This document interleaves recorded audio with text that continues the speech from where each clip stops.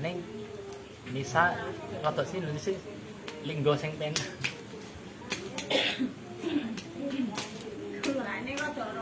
Ben dapat tempat duduk. Ya. Alhamdulillah.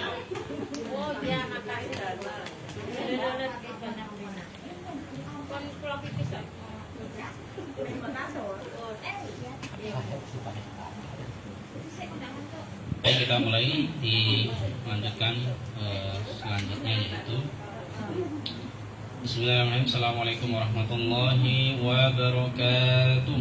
Waalaikumsalam warahmatullahi wabarakatuh. Alhamdulillahirabbil alamin wassalatu wassalamu ala rasulillahil amin wa ala alihi wa sahbihi wa man tabi'ahum bi ihsanin ila yaumiddin. Amma ba'd.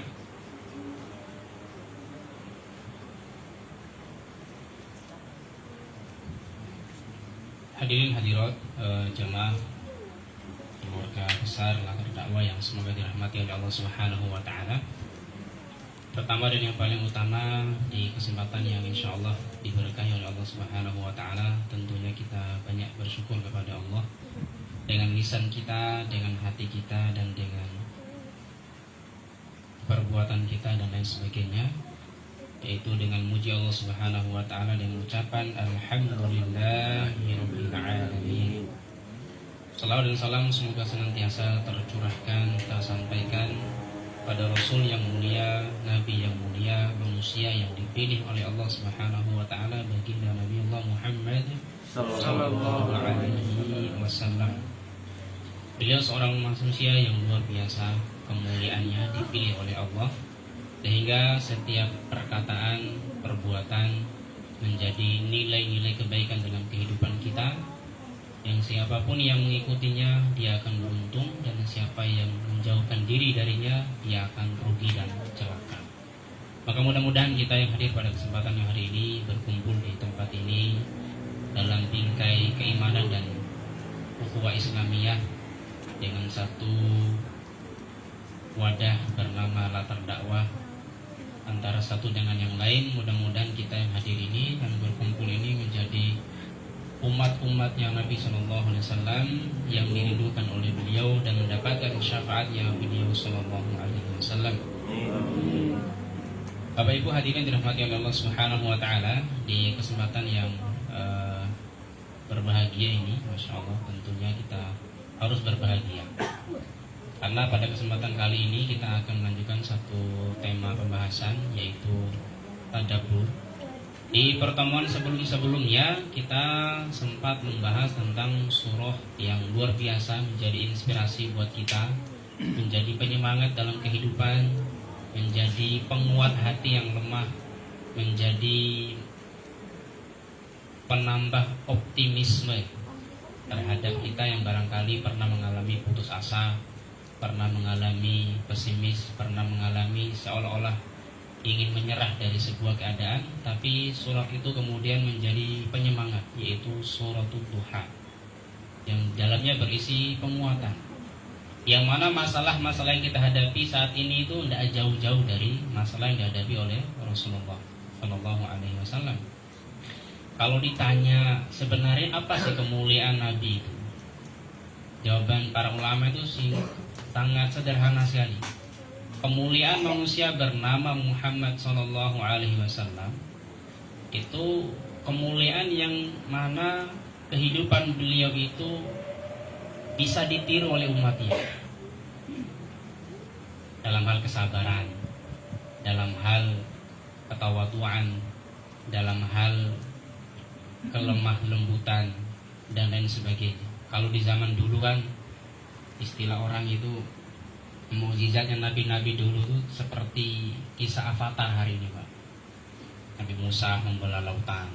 Kalau orang anak-anak kecil yang nonton film animasi itu paham sekali. Mereka bisa menceritakan bagaimana seorang Naruto misalnya atau lain sebagainya, mungkin anak penjenengan ngerti nih. Sangat paham sekali. Bagaimana kekuatan air, kekuatan bumi dan lain sebagainya, menghancurkan batuan, menghancurkan gunung dan sebagainya.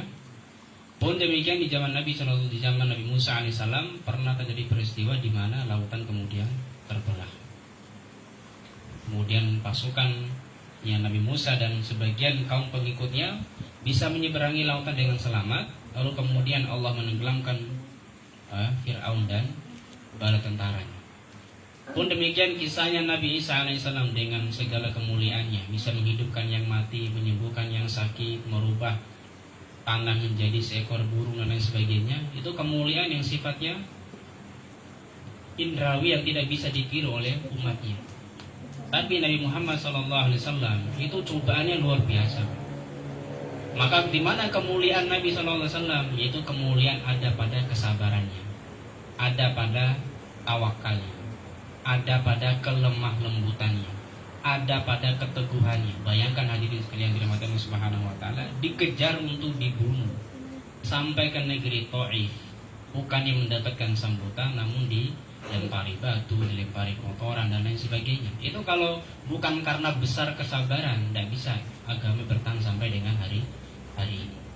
Maka pada kesempatan kali ini kita akan melanjutkan pembahasan surahnya, yaitu surah Al-Nashrah, atau disebut dengan juga surah Al-Insyirah, atau disebut juga dengan surah An-Nasr. Sama saja, artinya kelapangan, lapang hati, lapang dada dan lain sebagainya. Dua surah ini jemaah sekalian, kenapa kita bahas surat ini tadi? Lagi-lagi untuk menguatkan kita sebagai, insya Allah sebagai pejuang-pejuang dakwah, pejuang-pejuang agama Allah Subhanahu wa taala, yang mana dua surah ini isinya adalah penguatan jalan dakwah. Surah Duha yang kemarin kita bahas adalah sama isinya. Isinya adalah menguatkan Nabi di jalan dakwah. Karena asbabun nuzul surat Ad-Duha itu diturunkan karena lantaran orang kafir Quraisy itu kesal dengan Nabi Muhammad yang tiap hari cuma kerjaannya mengajak orang itu untuk masuk Islam. Nanti lama-lama ini gak ada yang nyembah patung kita. Itu pernyataan orang-orang kafir Quraisy. Lama-lama berhala kita tidak ada yang sembah ini. Lama-lama patung kita tidak laku lagi. Lama-lama patung kita akan disingkirkan. Oleh karena kesalnya itu kemudian mereka melontarkan sikap-sikap atau perbuatan-perbuatan serta tindakan-tindakan yang ingin merugikan Nabi SAW. Maka turun surat ini yang tujuannya kata para ulama sebagai penguatan untuk jalan dakwah. Sehingga dengan peran yang kita masing-masing, ya sekali lagi ya, peran kita masing-masing. Ada yang bagian administrasi, ada yang bagian keuangan, ada yang bagiannya komunikasi ke publik, ada bagian-bagian yang konsumsi, ada bagian-bagian yang masak, bersih-bersih dan sebagainya. Semuanya adalah satu kesatuan.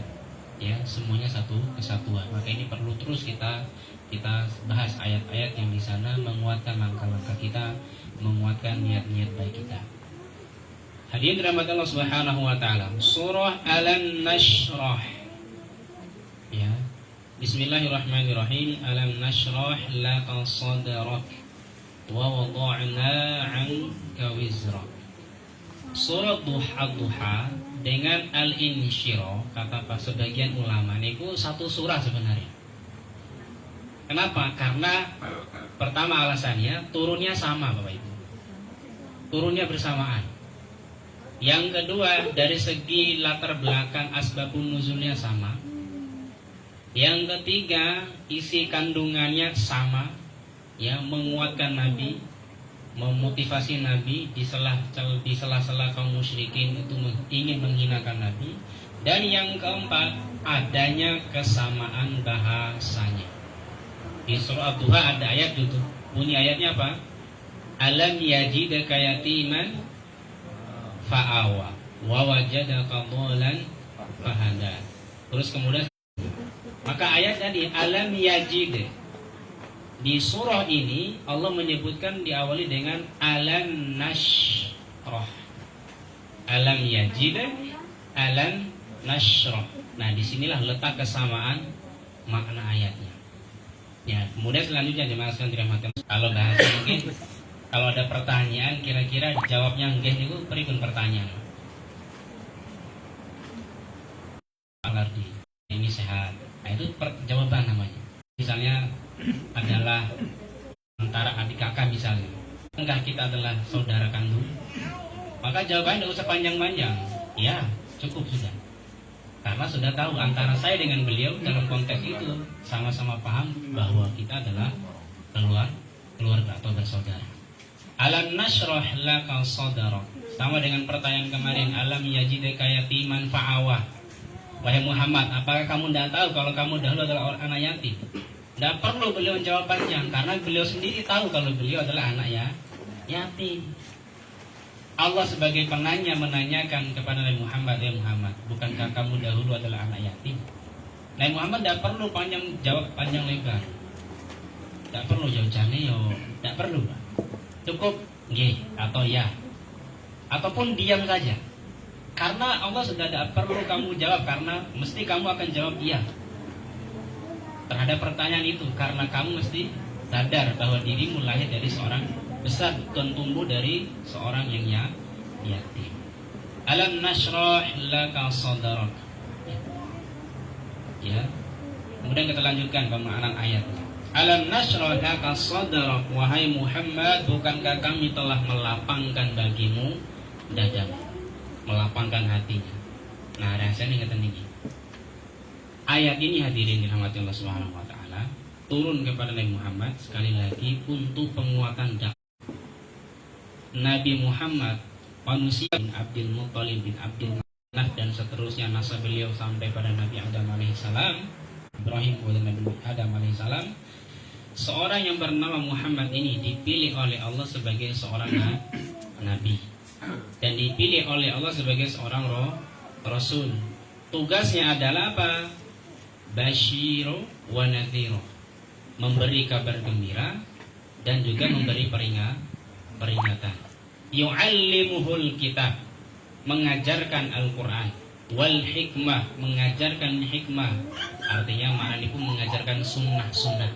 Bagaimana minum yang baik, bagaimana makan yang baik, bagaimana berbicara yang baik, bagaimana bermuamalah yang baik, bagaimana bertutur kata yang baik dan seterusnya. Itu yang diajarkan oleh Muhammad SAW. Maka karena sosok beliau sebagai seorang nabi, sebagai seorang rasul, maka sekali lagi bahwa maka beliau menjalankan amanah berupa apa? Dakwah Islami. Nah, kita lihat. Kenapa ayat ini alam nashrah laka sadrak, bukankah kami Muhammad telah melapangkan bagimu dadamu? Karena untuk mengemban amanah dakwah agama ini beratnya luar biasa. Sehingga Nabi Muhammad paham pertanyaan ini tidak perlu dijawab. Memang dakwah ini sangat sulit sekali. Sehingga memang butuh kelapangan hati jemaah sekalian. Butuh kelapangan hati. Sehingga lihat bagaimana dalam aplikasinya, dalam prakteknya. Di mana Nabi SAW ada seorang yang tiap hari kerjaan itu menghina Nabi Muhammad. Ada orang buta, seorang nenek tua buta. Bayangkan, tiap hari kerjaan itu menghina Muhammad. Keluar dari lisannya itu Muhammad begini, majnun, macam-macam atas bisikan orang kafir Quraisy. Apa yang terjadi jemaah sekalian dirahmati Allah Subhanahu wa taala? Maka lantas kemudian apakah Nabi Muhammad itu marah?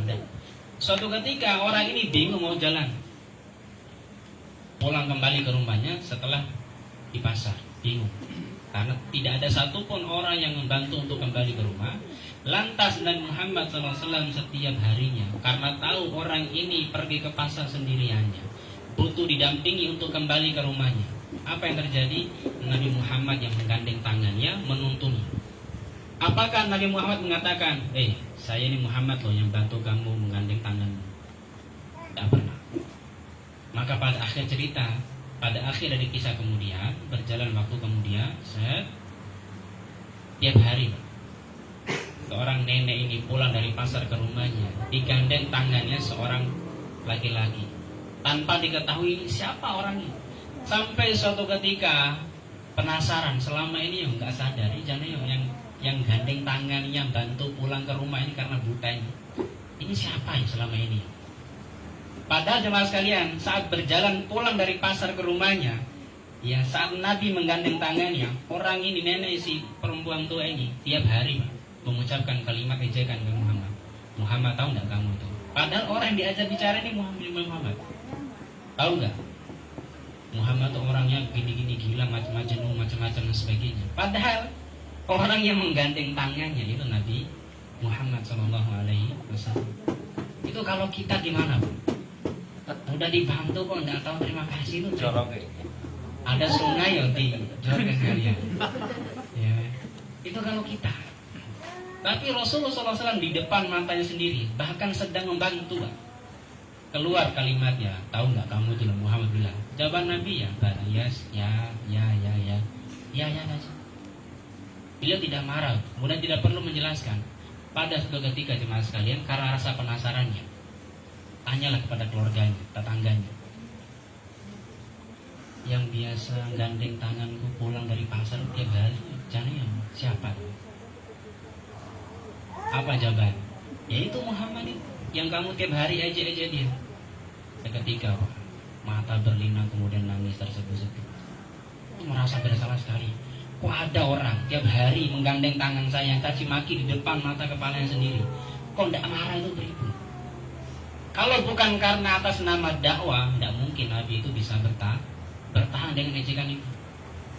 Kalau bukan atas nama ini menegakkan agama ini, menunjukkan sifat kelembutan, akhlak yang baik, untuk diutami makarimal akhlak, menyebarkan akhlak yang mulia, perbuatan yang mulia, tutur kata yang baik, kelembutan hati, kelapangan hati. Tidak mungkin orang bisa sabar itu.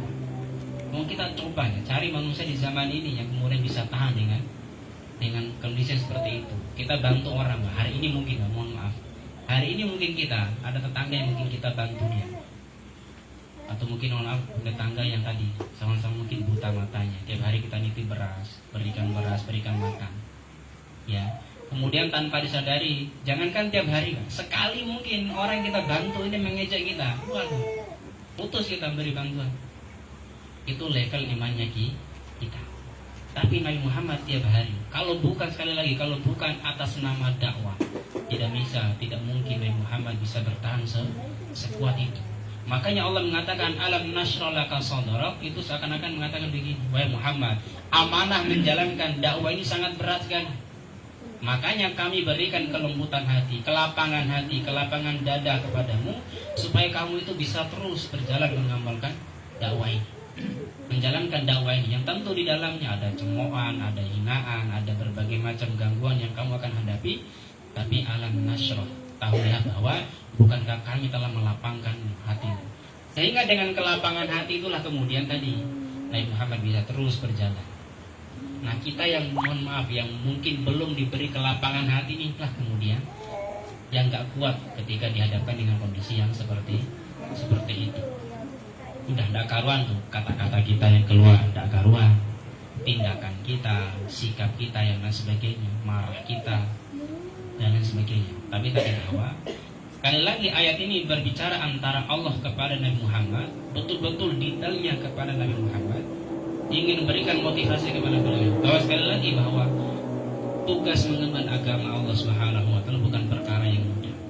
Maka butuh kesabaran, butuh kelapangan hati dan lain sebagainya. Maka satu ayat ini sudah menjadi gambaran buat kita melihat bagaimana Nabi kita yang mulia ini adalah Nabi luar biasa, kemuliaannya luar biasa, kesabarannya dan kelembutan dan lain sebagainya. Di zaman ulama kemudian ada satu ulama yang kemudian ingin mencontoh, dan beliau masya Allah berhasil mencontoh dalam konteks ini masalah yang seperti ini. Ada satu ulama di zaman tabi'in, punya tetangga yang mohon maaf, punya tetangga Nasrani, orangnya suka jahil, suka ngerjain orang. Bayangkan sekelas ulama, kiai di zaman itu, imam itu dikerjain, maksudnya dijaili Pak, dijaili. Apa tindakannya? Ulama ini kemudian diberikan diundang untuk datang ke rumahnya, ya dengan mungkin tujuan makan dan sebagainya. Intinya undangan. Ulama ini kemudian memenuhi undangannya, datang ke rumahnya. Sampai di pintu rumahnya apa dikatakan? Siapa yang mengundangmu? Pulang sana. Diusir Pak. Diundang sampai di rumah diusir lagi. Pulang beliau. Esokan harinya diundang lagi. Wah imam, tak undang ke rumahmu deh, main ke rumah. Intinya undangan. ajakan untuk main ke rumah. Sampai di rumah ketika hari keduanya sama kalimatnya. Siapa yang mengundang? Pulang sana. Usir, Pak. Usir. Hari ketiga pun sama. Diundang lagi, datang beliau. Kemudian kalimatnya sama. Siapa yang mengundang? Pulang sana. Pak itu kalau Pak Purnomo pripun, Pak? Hari keempat dalam golok ini. Hari keempat dalam golok ini. Nah, sebagainya. Nah, apa yang terjadi jemaah sekalian? Orang yang mengundang ini, si Nasrani ini kemudian hari keempatnya terheran. Diundang, kok datang? Tak usir, besok tak undang lagi, kok datang lagi? Padahal niatnya untuk ini, untuk memberi rasa tidak nyaman.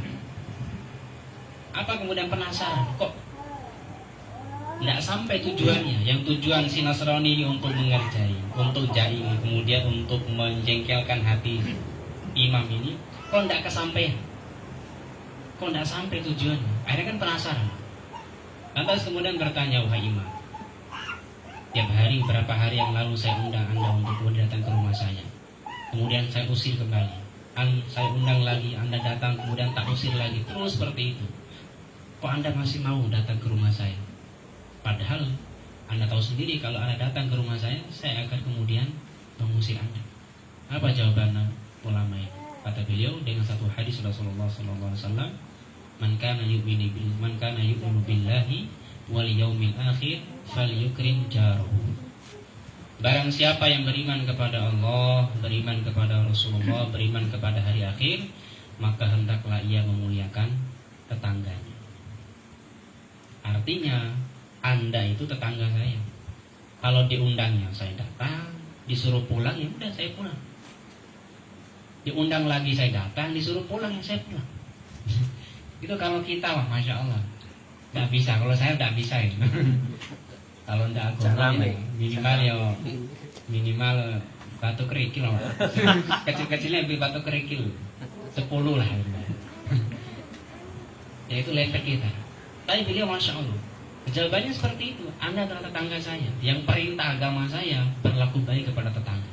Anda undang saya datang. Anda suruh pulang, sudah saya pulang. Sesederhana itu. Agama saya mengajarkan. Lantas kemudian terjadi apa? Orang Nasrani ini kemudian masuk Islam.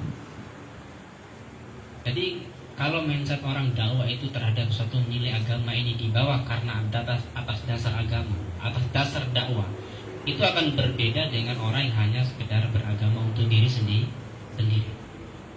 Dalilnya mungkin sama, tapi powernya, kekuatan dari dalil itu akan berbeda bagi orang yang hanya beragama untuk dirinya sendiri dengan orang yang beragama karena dorongan untuk dakwah. Sehingga tahu dicemooh tidak apa-apa. Nanti dia tahu sendiri bahwa kesabaran ini akan menjadi wasilah hidayah buat dia. Bahwa ketawaduan ini akan menjadi wasilah dakwah untuk dia. Bahwa kesabaran, kekompakan dan lain sebagainya itu akan menjadi wasilah dakwah untuk dia.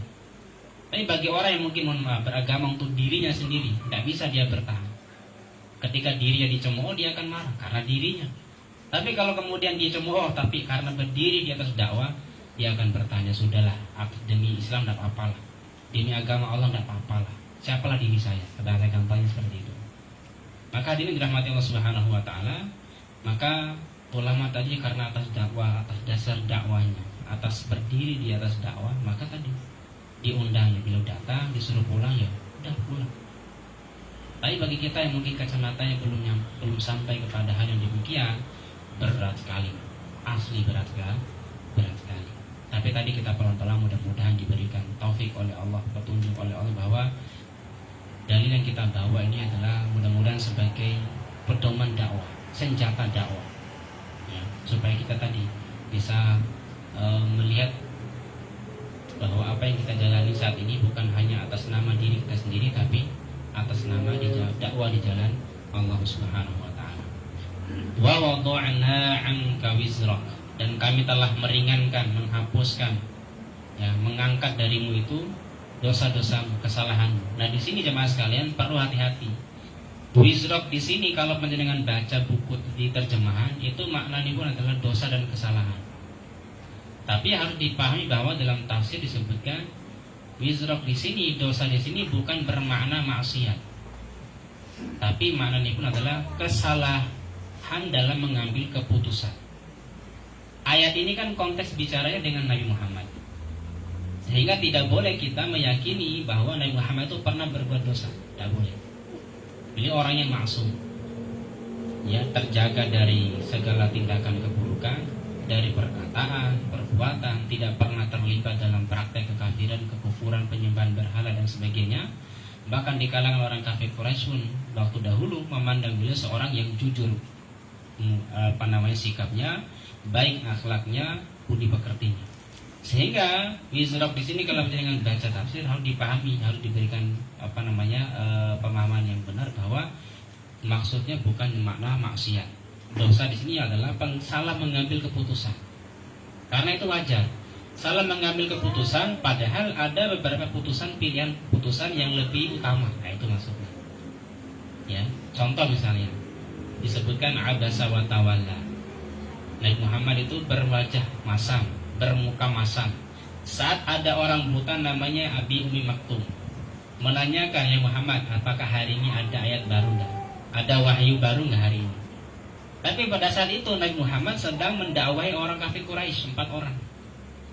Sehingga Nabi Muhammad kemudian memalingkan wajah beliau dari Abi Umi Maktum yang tujuan datangnya untuk menanyakan, hari ini Muhammad ada ilmu baru enggak? Ada wahyu baru enggak?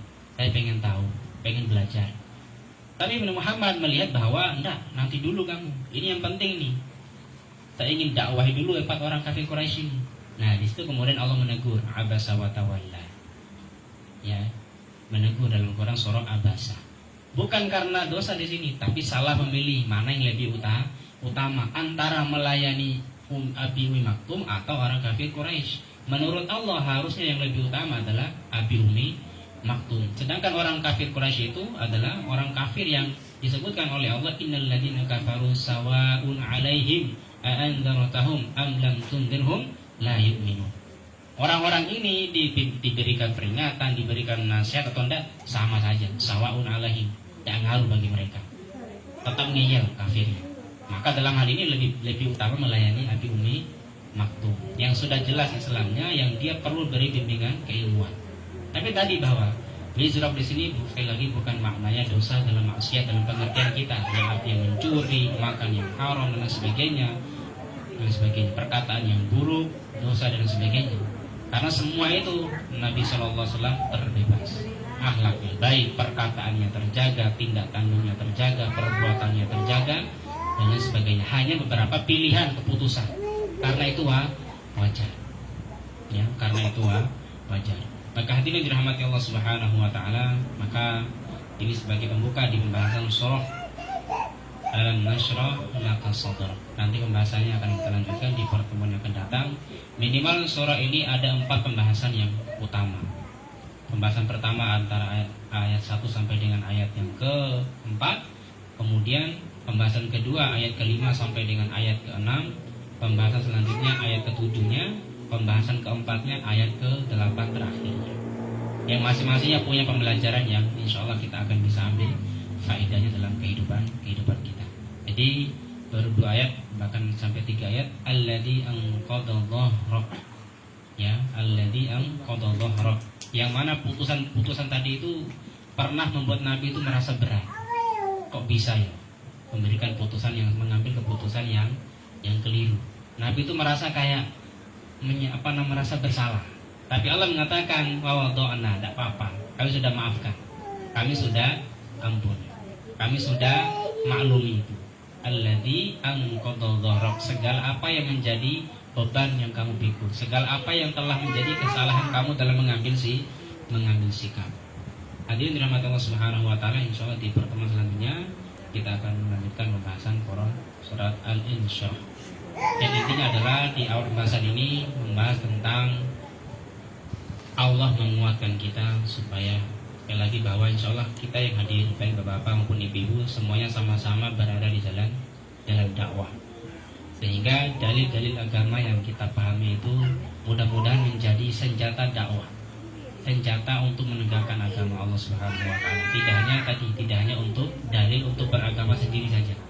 Tapi kalau dasarnya adalah untuk beragama, untuk dakwah, maka setidaknya akan lebih melonggarkan hati kita, lebih melapangkan hati kita.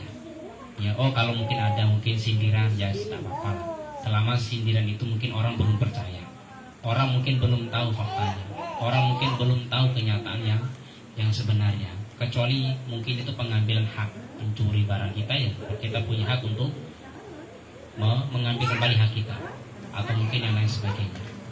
Demikian yang kita sampaikan pada kesempatan kali ini. Kurang lebihnya mohon maaf. Mudah-mudahan bisa memberi manfaat buat kita semuanya. Amin ya rabbal alamin. Dulu kita tutup, kita berdoa kepada Allah Subhanahu wa taala, kita minta kepada Allah Subhanahu wa taala mudah-mudahan Allah melapangkan hati kita, mudah-mudahan Allah Subhanahu wa taala meridhoi langkah-langkah kita, dan mudah-mudahan Allah Subhanahu wa taala memberikan petunjuk agar kita lebih terang jalannya dalam mengemban dakwah, melanjutkan risalah Rasulullah sallallahu alaihi wasallam. A'udzubillahi minasyaitonirrajim. Bismillahirrahmanirrahim. Alhamdulillahirabbil alamin, arrahmanir rahim, maliki yaumiddin, iyyaka na'budu wa iyyaka nasta'in. Ihdinas siratal mustaqim, siratal ladzina an'amta 'alaihim ghairil maghdubi 'alaihim waladdallin. Alhamdulillahirabbil alamin, hamdan na'imin, hamdan syakirin, hamdan yu'afi ni'amahu wa yukafi mazidah. Ya Rabbana lakal hamdu kama yanbaghi li jalali wajhika wa 'azimi sultanik.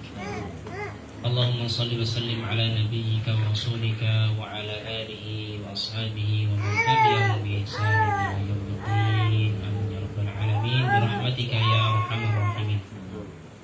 Allahumma rabbana ighfir lana min dhunubina wa kaffir 'anna sayyi'atina wa tawaffana ma'al muslimin wa tawaffana ma'al abrar wa tawaffana ma'al khalisin ya rabbal alamin. Allahumma rabbana ighfir lana wa liwalidina warhamhuma kama rabbawna shighara warhamhuma kama rabbawna shighara waj'al quburahuma raudatan min raudatil jannah. Tuhai Allah yang Maha Rahman yang Maha Rahim, ampunilah segala dosa dan kesalahan kami ya Allah. Ampunilah segala dosa kedua orang tua kami ya Allah, baik mereka yang masih hidup ataupun yang telah meninggal dunia ya Allah. Duhai Allah, lapangkanlah kubur mereka ya Allah. Jadikan kuburan mereka seperti taman-taman surga ya Allah. Raudatil jannah ya rabbal alamin. Allahumma inna nas'aluka husnal khatimah wa na'udzubika min su'il khatimah. Duhai Allah, kami mohon kepadamu akhir hidup yang baik ya Allah, husnul khatimah. Jauhkan kami ya Allah, dan kami berlindung kepadamu dari su'ul khatimah. Allahumma tsabbitna biqauli tsabiti fil hayati dunya wal akhirah. Allahumma tsabbitna bi kalimati la ilaha illallah. Tuhai Allah, jadikan lisan kami mudah melafazkan kalimat la ilaha illallah. Mudahkan kami melafazkan kalimat la ilaha illallah di akhir hidup kami ya Allah. Jadikan kalimat la ilaha illallah sebagai kalimat indah di akhir hidup kami ya Allah ya Rahman ya Allah ya Rahim. Allahumma tsabbitna biqauli tsabiti fil hayati dunya wal akhirah. Allahumma a'inna ala dzikrika wa syukrika wa husni ibadatik. Allahumma a'inna ala dzikrika wa syukrika wa husni ibadatik. Allahumma taqabbal minna ibadatana, salatana wa du'aana wa qiyamana wa dhikrana ya rabbal alamin. Allahumma rabbana zalamna anfusana wa illam taghfir lana wa tarhamna lanakunanna minal khasirin. Allahumma rabbana atina fid dunya hasanah wa fil akhirati hasanatan wa qina adzabannar wa qina adzabannar. Subhana rabbika rabbil izzati amma yasifun wa salamun alal mursalin walhamdulillahi rabbil alamin. Barakallahu fikum jami'an. Astaghfirullahaladzim katsiran. Assalamualaikum warahmatullahi wabarakatuh. Waalaikumsalam warahmatullahi wabarakatuh.